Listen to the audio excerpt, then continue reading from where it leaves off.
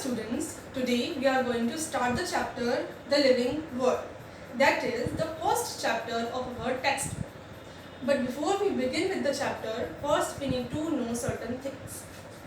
So you all are biology students, so you need to know what is biology.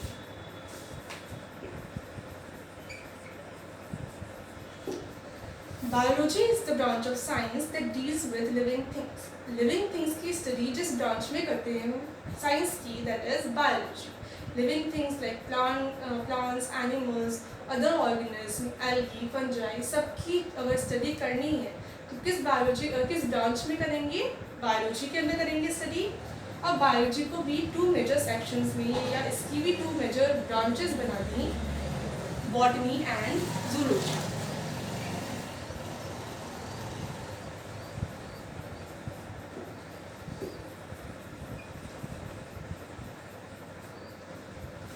So if we want to study plants, then we will study the plants under the branch botany. Or if we want to study animals, then we will study the animals under the branch zoology. Plants की study करने के लिए branch है अलग से botany, biology की branch है, and animals की study करने के लिए अलग branch है zoology. Biology की two main branches तो हो गई, main sections हो गए botany and zoology. बट इनके अलावा भी बहुत सारे अदर ब्रांचेस या सेक्शंस प्रेजेंट होते हैं बायोलॉजी में, जिनकी study upon through out the year करेंगे. अब कौन कौन सी ब्रांचेस अपने सिलेबस में हैं दिस ईयर? तो 3 ब्रांचेस हैं जिनकी मेनली अपन स्टडी करेंगे. फर्स्ट है मॉर्फोलॉजी.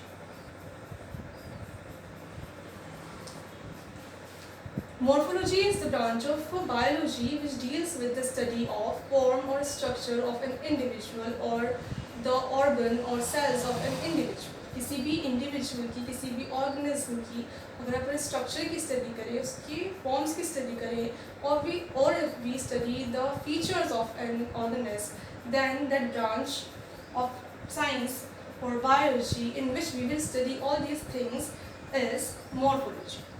मॉर्फोलॉजी ब्रांच है बायोलॉजी की जिसमें अपन स्टडी करेंगे एनिमल्स की फीचर्स को, स्ट्रक्चर को, उसकी जो भी ऑर्गन्स उसमें प्रेजेंट हैं उनकी स्ट्रक्चर को, उनकी फीचर्स को, फॉर्म्स को, इन सब को अगर स्टडी करना है अपन को, then we will study in morphology. अब मॉर्फोलॉजी में अपन स्ट्रक्चर की स्टडी कर रहे हैं तो अपन किसी ऑर्गेनिज्म की आउटर स्ट्रक्चर की स्टडी भी कर सकते हैं और उसकी इंटरनल जो ऑर्गन्स हैं उनकी स्ट्रक्चर की स्टडीज़ भी कर सकते हैं. तो मॉर्फोलॉजी को अगेन डिवाइड कर सकते हैं 2 ब्रांचेस में और 2 पार्ट्स में. External morphology and internal morphology. अगर एक्सटर्नल फीचर्स की, एक्सटर्नल स्ट्रक्चर्स की स्टडी करें अपन किसी भी ऑर्गेनिज्म की, प्लांट हो, एनिमल हो, कोई अदर ऑर्गेनिज्म हो, देन उसको कहेंगे एक्सटर्नल मॉर्फोलॉजी. और अगर उसकी इंटरनल ऑर्गन के स्ट्रक्चर्स की, फॉर्म्स की और फीचर्स की स्टडी करेंगे, then that will be called internal morphology. And internal morphology is also known as anatomy. अगर किसी भी ऑर्गेनिज्म की इंटरनल ऑर्गन्स की like heart, lungs, kidney, any organ which is found inside the body, अगर उसकी study करेंगे then that will be called anatomy. So morphology is divided into 2 branches, external morphology and anatomy. So this year we will study plant morphology only, not animal morphology. Animal morphology we will study in the next session. Morphology second जिस branch की study करेंगे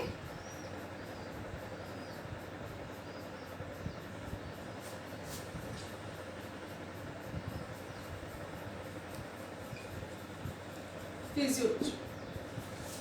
आपको कोई organ कैसे work कर रहा है, कोई भी स्ट्रक्चर है वो कैसे फंक्शन कर रही है, उसकी स्टडी करना हो तो उसको किस ब्रांच में स्टडी करेंगे अपन? Physiology. So physiology is the branch of biology which deals with the study of the functions of a certain organ, animal or any other structure. किसी भी स्ट्रक्चर की, किसी भी एनिमल की या एनिमल की बॉडी पार्ट की कोई बॉडी पार्ट है वो कैसे वर्क कर रहा है उसे स्टडी कर रहे हैं तो उसको कहेंगे, उस ब्रांच ब्रांच को कहेंगे जिसके अंदर अपन स्टडी करेंगे फंक्शंस को, उसको कहेंगे physiology. Third, psychology.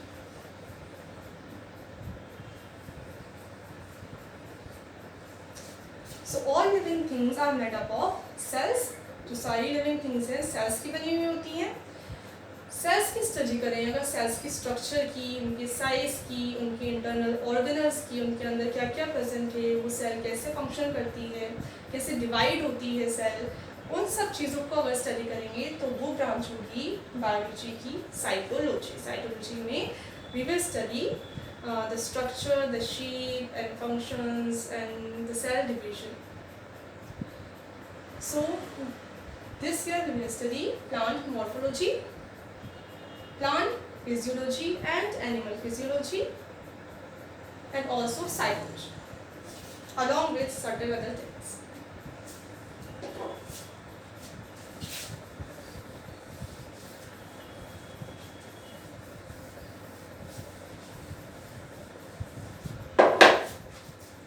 Now the first topic of our chapter is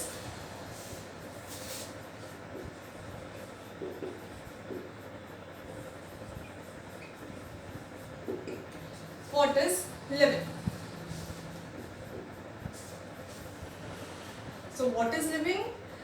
The things that show some special features which are not present in other things like growth, reproduction, respiration and other things are called living.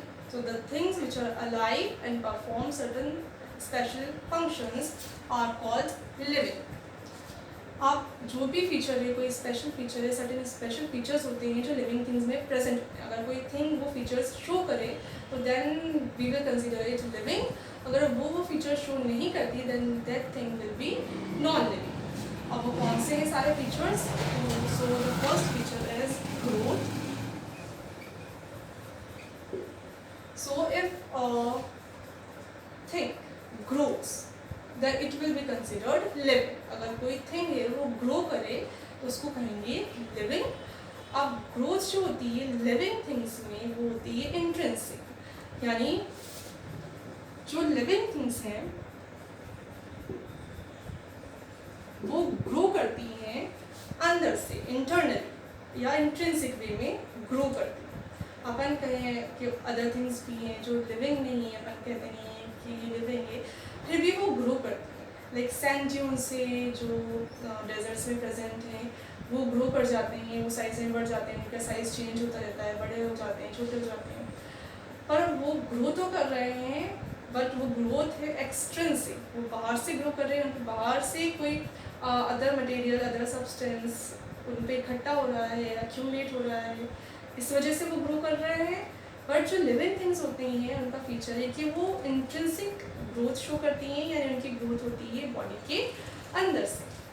अब अंदर से कैसे होगी? So the ways in which a living thing can grow can be of two types, increase in number and increase in मास।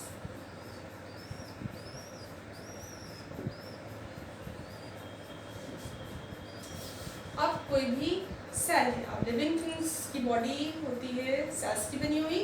अगर cell grow करे by mass, उसका मास increase हो, उसके जो प्रोटोप्लाज्मिक कंटेंट है उसके अंदर जो साइटोप्लाज्म है अगर उसकी मास में इंक्रीमेंट हो तब उसको भी कंसिडर करेंगे ग्रोथ, और वो भी होगी इंट्रिंसिक क्योंकि वो सेल के अंदर ग्रोथ हो रही है, सेल के अंदर जो साइटोप्लाज्म है वो ग्रो कर रहा है। साथ में अगर किसी सेल के नंबर में इंक्रीमेंट हो रहा है by cell division, cells body की डिवाइड होती हैं और उनके नंबर में इंक्रीमेंट होता है, इससे भी पूरी बॉडी ग्रो करती है, तो increasing number will also be considered as intrinsic growth. All animals show growth which can be expressed in two ways, increase in number and increase in mass. आप एग्जाम्पल लो कोई ऑर्गेनिज्म कैसे grow करता है, तो जो यूनिसेलुलर ऑर्गेनिज्म हैं वो भी ग्रो करते हैं और उसमें अपन फिर किसी सिंगल इंडिविजुअल की बात नहीं करते, अपन उनकी पूरी कॉलोनी की बात कर रहे हैं कि वो पूरी कॉलोनी ग्रो कर रही है। अब कोई बैक्टीरिया है तो अपन उसमें ग्रोथ ये नहीं कहेंगे वो बैक्टीरिया ग्रो कर रहा है या नहीं, उसकी जो पूरी कॉलोनी है इसकी ग्रोथ को देखिए। आप जो बैक्टीरिया है इसकी सेल डिवाइड हो जाएगी, या कोई प्रोटिस्ट है, प्रोटिस्टा किंगडम में आने वाले जो ऑर्गेनिज्म है लाइक अमीबा, पैरामीशियम एक्सेट्रा, उनमें ग्रोथ को कैसे देखते हैं कि उनकी जो कॉलोनी है वो कैसे ग्रो कर रही है। तो बैक्टीरिया में जो डिवीजन होता है वो होता है माइटोसिस, इसके थ्रू ये डिवाइड करेगी। अब इसकी जो सेल है वो डिवाइड हो जाएंगी, ये सेल सारी जो सेल्स है वो डिवाइड हो जाएगी और डबल हो जाएगा इनका नंबर।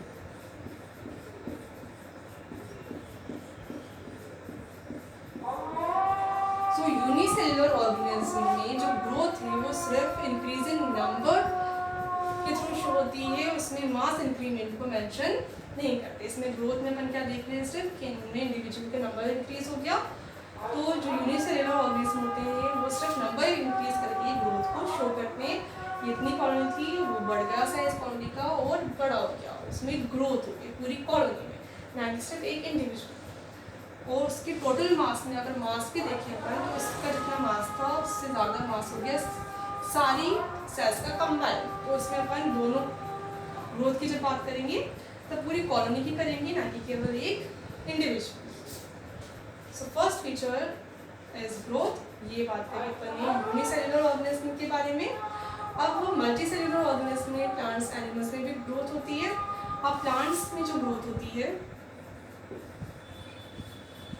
वो लाइफ टाइम, प्लांट्स के जो स्पेशल पार्ट्स होते हैं, जो रूट टिप्स होती हैं, उनकी रूट्स की जो टिप्स होती हैं और जो शूट टिप होती है, शूट की जो टिप होती है, तो वो लाइफ टाइम ग्रो करती है। जब तक वो प्लांट जिंदा रहेगा तब तक उसमें ग्रोथ होगी, उसकी रूट की टिप ग्रो करेगी जिससे पूरी रूट ग्रो करेगी और नीचे तक चली जाएगी सॉइल में, और जो उसका स्टेम है वो स्टेम टिप की ग्रोथ की वजह से ऊपर उसकी हाइट बढ़ती जाएगी और ऊपर जाता जाएगा। और साथ में कैम्बियम जो प्रेजेंट होता है प्लांट्स में,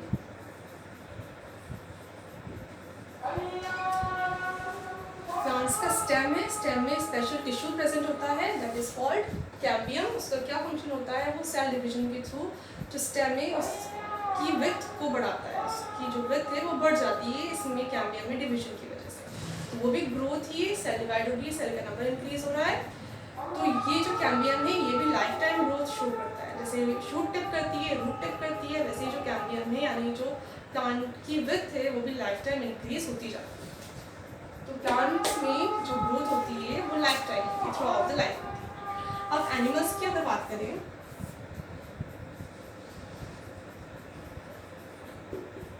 तो एनिमल्स में जो ग्रोथ है वो लाइफ टाइम नहीं होती, एक पर्टिकुलर टाइम तक ही ग्रोथ होगी, उसके बाद में बॉडी की ग्रोथ नहीं होगी। अब ग्रोथ बाद में स्पेसिफिक टाइम के बाद में ग्रोथ सिर्फ कहाँ तक लिमिटेड होगी, कुछ जो सेल्स हैं बॉडी की सिर्फ वही बाद में डिवाइड होंगी, वही ग्रोथ शो करेंगी by increasing their number. Other जो सेल्स हैं वो ग्रोथ शो नहीं करेंगी। तो कौन कौन सी सेल्स ग्रोथ शो करती हैं through out the life in animals, RBC, WBC, skin cells etcetera. तो सारी जो भी एनिमल की बॉडी के सेल्स हैं वो लाइफ टाइम ग्रो नहीं होती, सिर्फ आरबीसी, डब्ल्यूबीसी, स्किन सेल्स जो है अदर और थोड़ी बहुत सेल्स हैं वही ग्रोथ शो करती हैं। वो भी ग्रोथ किस वजह से होती है, क्योंकि इनका लाइफ टाइम बहुत कम होता है और इसलिए जल्दी जल्दी ख़त्म हो सकती है। अब ये ख़त्म ना हो, बर्न आउट ना हो, इसके लिए न्यू सेल्स का प्रोडक्शन नेसेसरी होता है। तो ये प्रोडक्शन तो लाइफ टाइम होता रहता है। बाकी अदर सेल्स होती हैं जो परमानेंट होती हैं, जो जिनकी डेथ नहीं होती, तो फिर वो अपने नंबर को भी इंक्रीज़ नहीं करती क्योंकि उनको ज़रूरत ही नहीं होती बाद में नंबर इंक्रीज़ करने। अब आरबीसी इनका लाइफ टाइम 120 डेज़ ही होता है, तो 120 डेज़ के बाद ही ख़त्म हो जाएंगी। और ह्यूमन बॉडी को चाहिए RBC to carry oxygen in blood, इसलिए इनका प्रोडक्शन भी चलता ही रहता है, ये सेल डिवीजन के थ्रू नहीं बनती रहती। तो सेल डिवीजन आरबीसी को बनाने वाली सेल्स शो करती हैं, डब्ल्यूबीसी को बनाने वाली स्किन सेल्स शो करती हैं। साथ में जो स्किन है, स्किन में भी वेयर एंड टियर का प्रोसेस होता रहता है, स्किन की भी सेल्स जो हैं वो डेड जाती हैं और बॉडी से अलग हो जाती हैं, तो ज़रूरी है कि नई सेल्स बने, तो स्किन सेल्स भी डिवाइड होती रहती हैं through out the life of an animal. पर अदर जो सेल्स हैं जिनको ज़रूरत नहीं है न्यू बनने की, वो ग्रोथ शो नहीं करते। तो ये था first feature of living things is growth.